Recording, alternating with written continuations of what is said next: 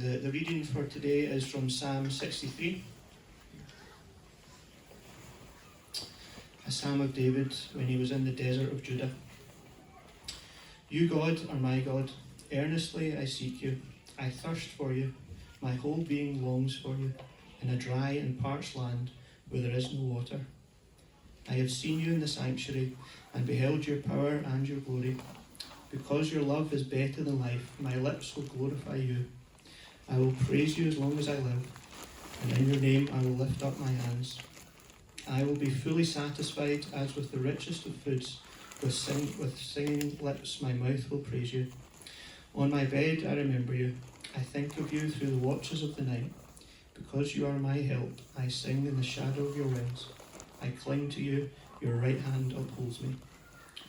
Those who want to kill me will be destroyed. They will go down to the depths of the earth. They will be given over to the sword and become food for jackals. But the king will rejoice in God. All who swear by God will glory in him, while the mouths of liars will be silenced. Amen.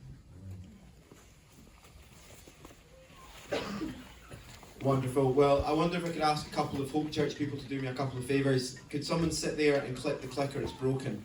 So we need to do it manually. And I've given everyone a little bit of work to do during the sermon. I'm not going to do all the work today. So I don't know if anyone's forgotten, doesn't have a pen, if anyone's got a pen. There's some pens over there we could perhaps borrow. I don't know if someone could just hand out some pens in the next couple of minutes to anybody who might want a pen. To kind of track along. There'll be some points where we pause. This is something we're trying. It might be rubbish or it might be good. We'll give it a try and see how it goes. Well, a new year can be a great time of reflection and planning, can't it? I wonder what your kind of hopes and dreams are for 2023. Maybe you've got some resolutions to help you achieve some of those things. I think statistically speaking, you can hope to keep your resolution going for probably a good 8 days or something, can't you? Yeah. By next Monday you'll be done, but it'll be a good week, won't it? You'll feel good about yourself for next week. If we're honest, I think we've probably got some fears for 2023 as well. There's probably some things we're really worried about. While there'll be areas where we hope to grow and things we hope to experience and nice things we're looking forward to, we'll also carry pain and worry and emotional scar tissue from 2022 and before. And we know a million different difficult things that could happen and occur in 2023, and we don't know what's going to happen in truth. So I'm very grateful that we get to look at Psalm 63 today. Psalm 63 was a psalm I just was reading in a sort of personal time with God, and it just the psalm sticks with you sometimes. And I've prayed over it since, and I thought it would be really helpful to study. So when I thought I'd do something different for New Year's Day, I'd use it as an excuse to study this psalm a little bit more. And you'll notice that the heading it starts with, it's like your Bible will have lots of headings in it. If it's a kind of modern Bible, most of them will be in bold. Those bold headings are not in the original Bible. They've just been put in there to help modern eyes read it, because it's kind of how modern books are set out. But in the Psalms, there'll be like these little bits in italics. That's part of the original Bible that's inspired by God. And it tells us what's going on for the writer in this instance. It's a psalm of David when he was in the desert of Judah. So it's by this guy David. He's a famous king of God's people, Israel, who truly sought God. And he wrote a big chunk of these psalms, these sort of poems and songs that are in this book of the Psalms. And it says he's in this time in the wilderness. The wilderness is not a nice place. You're not going there for like a holiday or just a nice time away. You go to the wilderness because you're forced to go to the wilderness generally. Many people, if you know the life of David, he spent a long time in the wilderness before he became the king. He was promised that he'd be king, and the existing king really didn't like him and was trying to kill him, so he spent a long time in the wilderness. But this probably isn't talking about that, because if you notice in the last verse, verse 11, he calls himself the king. So this is something that happens when he was already the king. And we don't know exactly what it was, but it's most probably the time when he was forced to flee to this wilderness again, because his son basically led a military coup to try and take over the kingdom and oust him and kill him. So what I didn't know when I started studying this and kind of thought that I would preach it was Basically, the context of this psalm seems to be that David's life has fallen apart. Everything was kind of going okay, but it's fallen apart. He's in an incredibly hard place. He's in this wilderness. Finding water is really difficult in the wilderness. Finding food, finding shelter. He's in incredible danger. There's an army chasing him. And he's incredibly hurt. His own son, trusted advisors, are conspiring to destroy him. It's a time of pain and angst and difficulty and worry.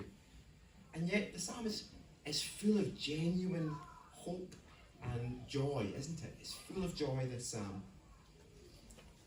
I'm conscious that actually a few parts of the Bible we've looked at recently have been speaking to that context, just in God's providence, where it's been talking about finding joy and hope when things are really difficult. And I wonder if God is doing that. I wonder if our culture especially needs that. Our culture has less pain and difficulty and more pleasure than basically any other culture in history.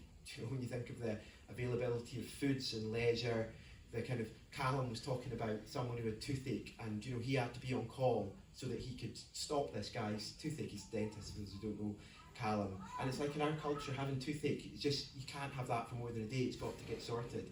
But I mean, that could happen for months and years back in the day. We just have so much less pain, and yet the truth of the matter is we're sadder than ever as a culture. We are less happy than ever.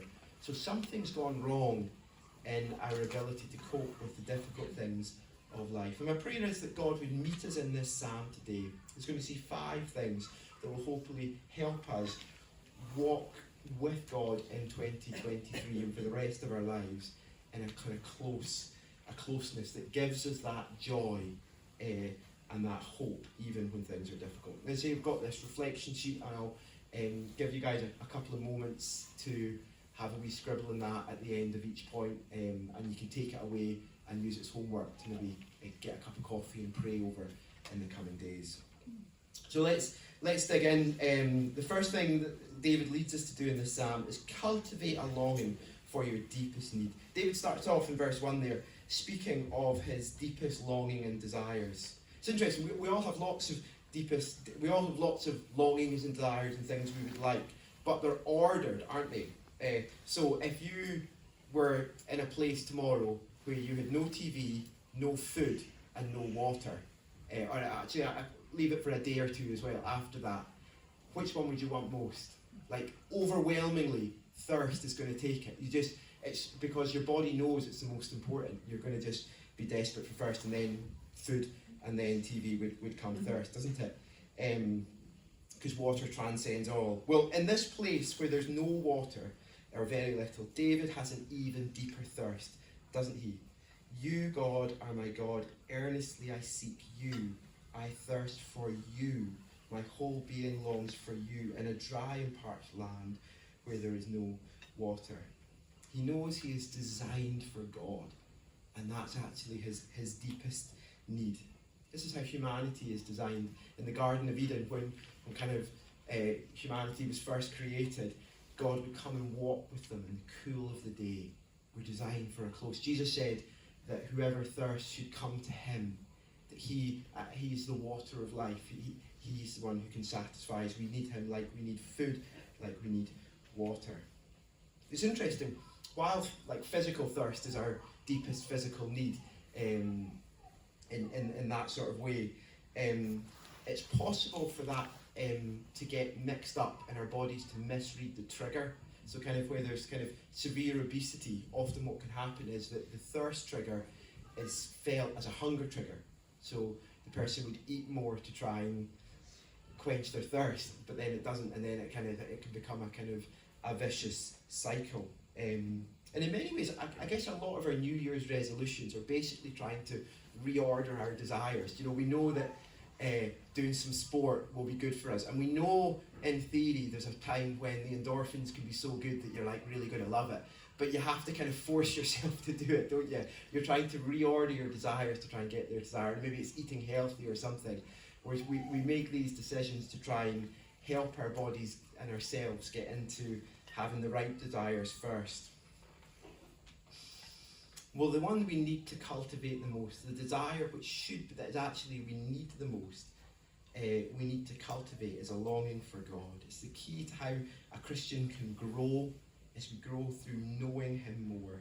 It's the bedrock for actually all morality, isn't it? It's the first commandment, is that we would love God with all our heart, have that close relationship with us. And David is showing us the key to joy in the midst of pain is a deeper still longing for God, a thirst and a hunger for him that can be satisfied as we come to him. I want to take a moment right now just to pray your dream for having a deep desire, a deeper relationship with God this year. You're maybe not yet a Christian, which is absolutely fine. Maybe use this time to think about, if I was a Christian, if this all was true, if this God who was designed to for me to know was real, what would I say to him? And then think about maybe a step that you could do. Feel free to scribble that down or just to think to yourselves for a little moment, and then we'll move on.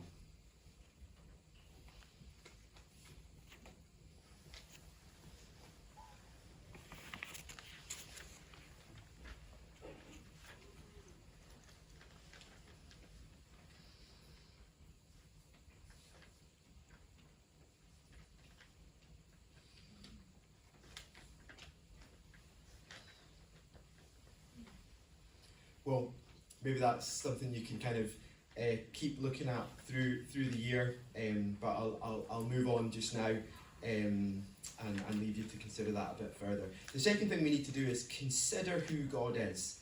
We have to cultivate this deepest longing and consider who he is. Verse 2 moves on to his kind of previous experiences of God. As I've seen you in the sanctuary, I've beheld your power and your glory. It's like I sort of said in the introduction to the children, this sanctuary, which would become the temple back then, it was a tent. It was this sort of special place where God was in a kind of unique way. And David, he couldn't go right into the middle of it because he wasn't a priest, but what he'd experienced from going into it showed him three things. One, he beheld God's power. He'd realised that God was almighty. In this place of worship and consideration, God had helped him in his heart to grasp the intricate glories of our bodies and animals and mountains and stars, and he had realised God is glorious. This God is truly almighty. He is powerful. He can do whatever he wants. He beheld his power. He also beheld his glory. He's not just big and strong like the Incredible Hulk or something like that. He's not just some big strong God. He is glorious. He's wonderful. There's like a bright, weighty wonderfulness at the heart of who God is that gives purpose and meaning to life. And people talk a lot about a kind of meaning crisis in our society at the moment, where that's part of why we're so sad, is we don't know what the real meaning of life is. And this is actually the deepest and most important meaning for life. There's one who is weighty and glorious and worthy, who gives meaning to everything. As well as these two things, he realises that God is love. He goes on to verse 3 and he talks about, because your love is better than life. This splendid, mighty God loves him. This splendid, mighty God loves you. He wants to be involved in your life. And he says, this love is so great that it's in some way better than life itself. It's like the best thing in life. And we know this so much more when we're kind of than he did this side of the cross. God's love is so great that his very own son came into this world and became one of us. Not only that, but he suffered for us in agony as he died on the cross. But this is how we know God's love. We know it so clearly, not just through a billion different ways where God is kind to us, but through him giving his son for us. So we see these kind of three truths that he grasps: God's power, God's glory, and God's love. And this frees him to trust and worship God. He sort of keeps his eyes on it. It's almost like do you know this story where Jesus is walking on the water? This miracle where Jesus walks on the water, and Peter says, I'd like to walk in the water with you. And he comes out, and Peter walks on water, and he's looking at Jesus. And then he takes his eyes off Jesus, and he looks at the waves, and it's scary, and he instantly starts to sink as soon as he does that. And it's almost like we are like that in our lives. When we're looking at God and remembering who he is with our eyes on him, we can respond rightly. We can almost walk on water in how we respond to the difficulties of life. But as soon as we take our eyes off that, off him, we forget. As soon as we forget these truths and try to sort it ourselves, things start to go wrong. We sink. We try to control people and situations. We speak from a place of hurt rather than love. These three truths are just so important to get, actually, as I've kind of considered them. If you miss one of them, everything goes wrong. So let's think about it. If you thought God was just almighty, just powerful, and just glorious, but not loving, if you forgot that he was loving, well then you couldn't really know that he's got your best interests at heart, could you? You would think he might not do what's good for me, because I can't trust that he's loving. He might be strong, but he's not, and he might be worthy, but he's not loving. Or imagine if you thought God was almighty and loving, but you forgot that he was glorious. Well, then you would think that he should only have your best interests at heart. You'd make him like some kind of genie in a bottle, and when he didn't do exactly what you wanted to, you would suddenly start to get very cross with him and want to take things back into your own hands. Or imagine you thought God was glorious and loving, but not almighty. Well, then you would think he can't do what's good for me. He can't control things to bless me through eternity. He can't do that. So we need to behold him. We need to keep our eyes on him. Keep these truths in line in our minds. And I'll write a brief prayer now of kind of longing to remember who God is. And to this year you would think on him and have that reality rather than the shifting things of your circumstances, that who God is would be your focus. That 2023 would be a year that you truly live like God is almighty, glorious and loving. What step might you take? Some verses to memorise, some journal about some specific things God has shown you. Or take a moment to start the thoughts on that process.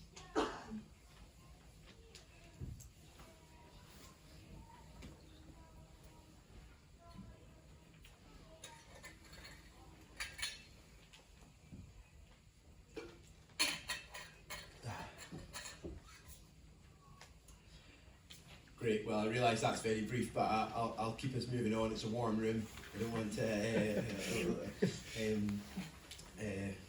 So point number 3, we need to commit to respond to God's character rather than our circumstances. Commit in our hearts to respond to God's character. This is kind of tied to our last point, isn't it? As David remembers who God is, he's enabled and he's drawn to commit to respond to that.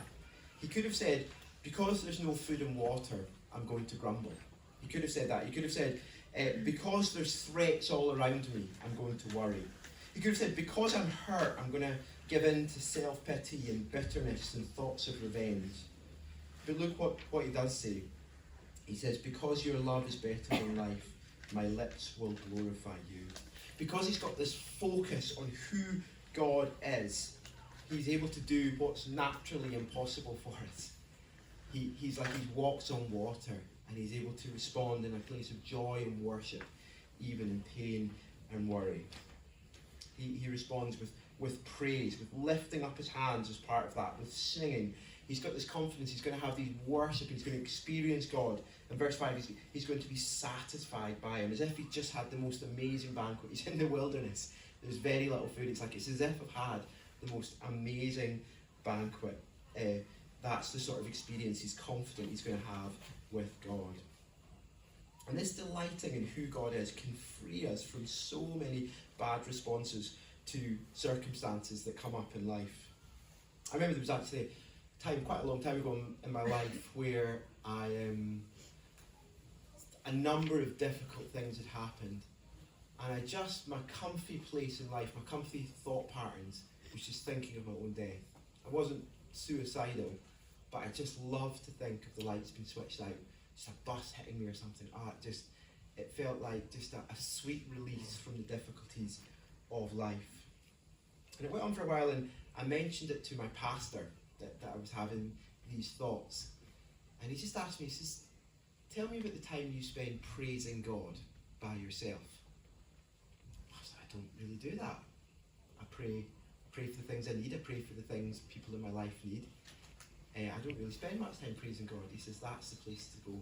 That's where to change. And what a change it made to actually be freed from the pain of the difficulties in life and the disappointments to be able to worship. It can help you transcend your circumstances. Do you know George Whitfield, the guy who kind of famously was kind of a big part of abolishing slavery in the United Kingdom? He took a lot of abuse as he was trying to take people on that process. It was not an easy process. But you know, they say he was just the most cheerful, happy guy through it all. And they also said that whenever you heard him, he would always be humming a hymn to himself. He was just a guy that just naturally was full of worship, and that enabled him to kind of respond really well to so many challenges and difficulties. I remember hearing a guy called A.W. Tozer, and he said something. He said, the happiest place in my life, when I'm most happiest, the thing I love to do most, is just worship God. Of course that's natural. I'm honestly, it's not the thing I love to do most. Let's be praying that actually God would draw us to this place of worship and joy in response to who He is. It can free us from so many difficulties that we will experience this year, that we maybe are experiencing right now. Why not pray that longing right now, that you would live a life of worship that can enable you to transcend your circumstances? I'm going to ask God to show you a step you might take in that.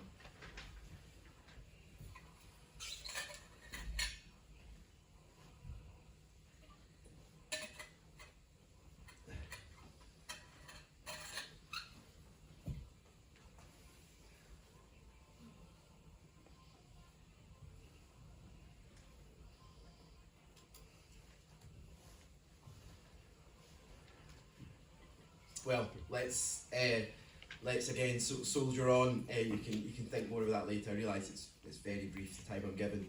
Verse 6, David continues speaking of how speaking to God, of how he's walking with Him, and he shows us how to cling to God and find joy and hope in trouble. David speaks about his night time, doesn't he?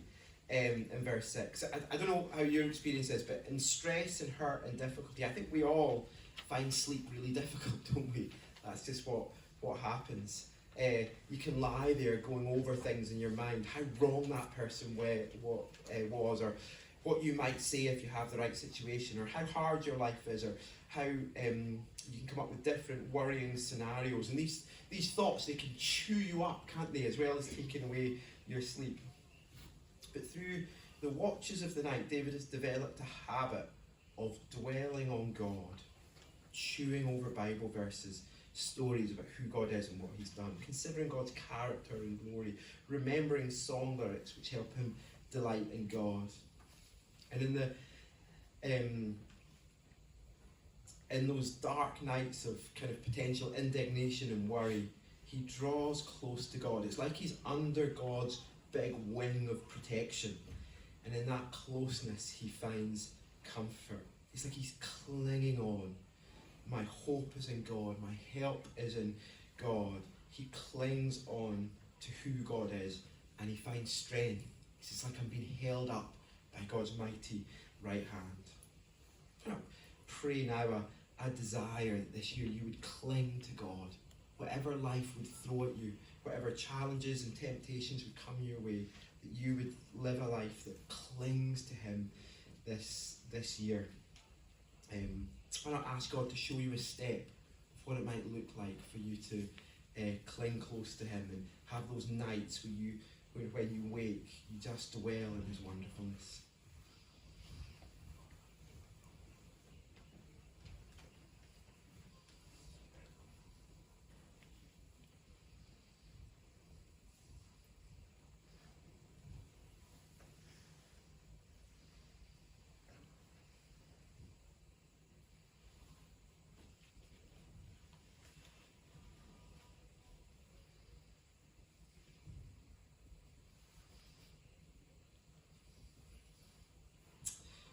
Okay, our final point here that we see from this psalm is David has confidence in God's justice and promises. We should have confidence in Christ, His justice and promises. And David's fear and pain, as we said, is from a lot of folks who've wronged him.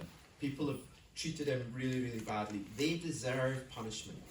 And like we said, in that sort of situation, it can chew us up when people have wronged us in that way. We can think about how we could get even with them, what we could say in this situation, what we would like to happen to them. David instead remembers that God is just.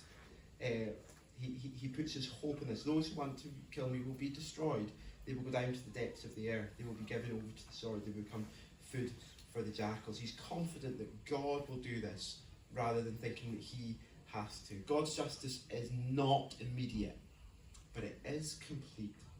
And again, this side of hearing from Jesus, we know what this will be like. There's a day coming when Jesus will return. All evil in this world, including the evil done to you, will be dealt with in one of two ways. There's only two ways that it can be dealt with. One is it will be shown that Jesus died for that wrong on the cross. You will see Jesus' sacrifice is so beautiful and worthy that you'll gratefully say, that's been dealt with a million times over. I don't need to hold on to that at all. Or what the wrong they've done will somehow be judged by God. It will be part of God's eternal judgment. So you can have a confidence that the wrong that's getting done to you will be dealt with. And actually, when you do that, you just start to pity people who don't know the true forgiveness that there is in Jesus, and just long for actually them to be shown to be those who Jesus took their punishment so they can be forgiven. And while the context we're looking at this, God's judgment, is in kind of thinking about wrongs done to us, it's actually really important as we think about it for each of us to think about that ourselves. Which are we for the wrongs that we have done? Are we those who Jesus has taken our punishment? We have received that gift of forgiveness. We've turned away from living selfish lives and put our trust in him. Or are we those who honestly are not living that way? Who, if this all turns out to be true, we will be shown to be those who deserve God's judgment. It's a terrible situation. The wilderness is actually a good picture of it. Just a place with all the good things that God gives taken away, and then our true longing for him shown, but it's no longer open. No longer open to us. What a terrible situation. If that's you today, just turn. You just have to say, I just want to turn back to God. I'm sorry. I'm sorry for all the wrong I've done. I'm sorry for all the ways I've ignored you. I want to turn back and find my satisfaction in you. I want to be forgiven by you and live for you. David then goes on to remember who he is. He says, I'm the king. He's the anointed king. He calls himself that. And God has promised to him, the king, that he would be the king for the rest of his life. He's not revoked that promise. So there's like a real confidence in David that he will be reinstated and have a sort of experience of joy. So he says, the king will rejoice in God. And David here, he's just like a picture of Jesus. That the New Testament says David in many ways was like a picture of Jesus, and these psalms point to Jesus. Jesus could have sung this song when he spent 40 days in the wilderness being tempted by the devil. Jesus could also have sung this song when he hung on the cross, when he suffered agony and crucifixion, taking our sin on him, being forsaken by God. Jesus said, I thirst. He physically thirsted on the cross. He also spiritually thirsted as he was forsaken by the Father, taking the punishment that was due to us. And yet there was a confidence in Jesus on the cross that he would find joy in God again. It actually says in the book of Hebrews, it says he endured the cross for the joy set before him. Jesus knew even then that he would rejoice in God, he would be resurrected, that he would have joy in God's presence, and he would have joy bringing us into God's presence. So that means he can say to us who are trusting in him more than David did. You know what David says here? He says, all who swear by God will glory in him. All swear by him, or kind of swear loyalty to God, will glory in him.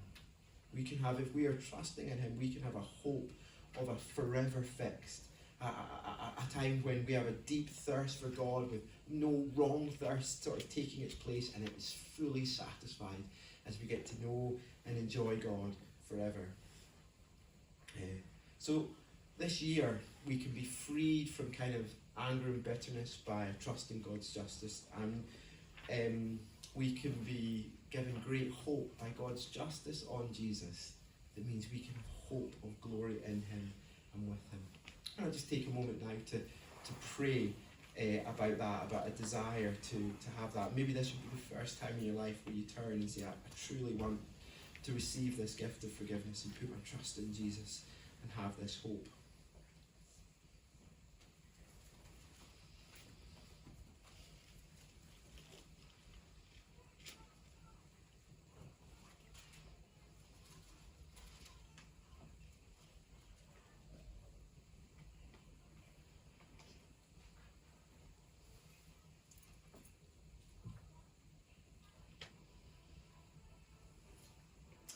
Therefore, brothers and sisters, since we have confidence to enter the most holy place by the blood of Jesus, by a new and living way opened for us through the curtain that is his body, and since we have a great high priest over the house of God, let us draw near to God with a sincere heart and with the full assurance that comes, that faith brings, having our hearts sprinkled to cleanse us from guilty consciences and to having our bodies washed with pure water.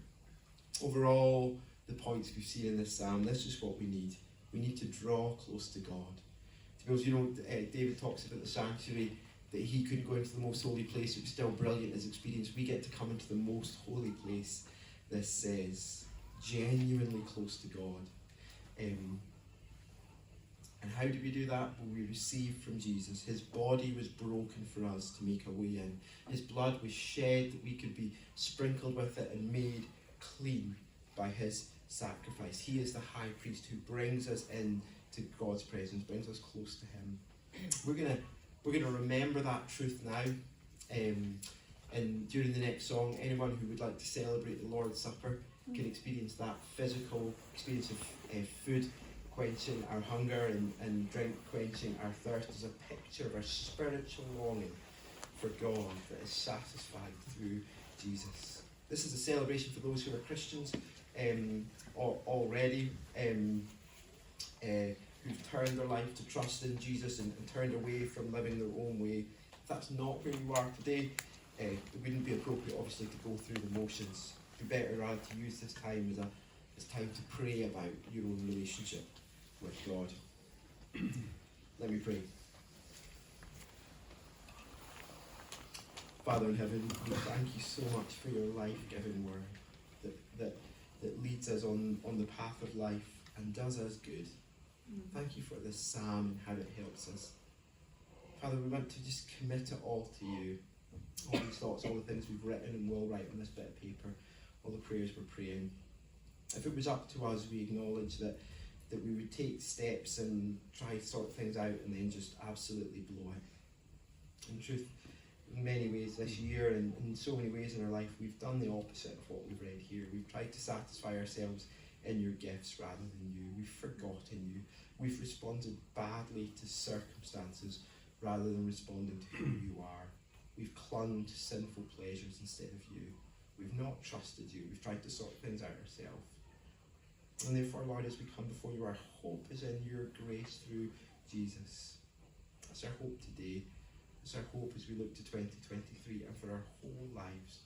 We want to receive these symbols of our relationship with you, not glibly or like we deserve them, but purely based on your grace. And we ask that in your kindness you would meet us and satisfy us and transform us and draw us into a year of seeking and worshipping you. Amen. Amen. Amen.